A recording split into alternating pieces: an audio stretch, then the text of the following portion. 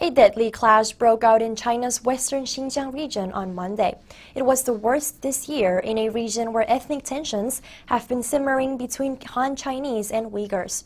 Local authorities are calling it a terrorist attack. An Exiled Uighur group is refuting those claims.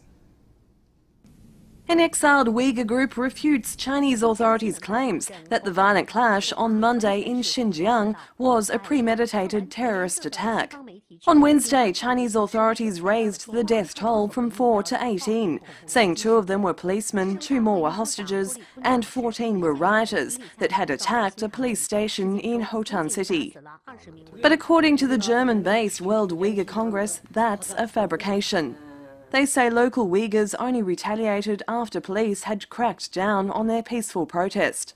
Since 2 weeks, local police, Hotan police, Chinese police, has searched a lot of Uyghur family and arrested a lot of innocent people, young people. A lot of family members of that people and their friends got very angry and just gathered yesterday near the police stations and one of the big bazaar, and just they want to ask the government why the arrested the people should be released, the people who were arrested. But the police informed that people gathering this Nurbakh bazaar and just attacked to the people. The group says Chinese police beat 14 Uyghurs to death and shot 6 dead during the clashes. Exiled Uighur leader Rabia Kadir also refuted Chinese authorities' claims that the men were armed with knives and a Molotov cocktail.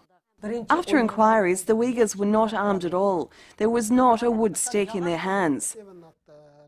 The Chinese regime often points to separatists or religious extremists as culprits behind unrests in Xinjiang, home to Turkic-speaking Muslim Uyghurs. But exiled Uyghurs say it's the regime's policies that have fueled social clashes. For 2 weeks, Chinese Communist police have been searching Uyghur homes on a large scale and also arrested a lot of Uyghur youths. Their family and friends were angered, and on Monday they gathered near the police station, hoping to ask the government why it arrested these people and sought their release. But the police announced their gathering was illegal and then attacked them.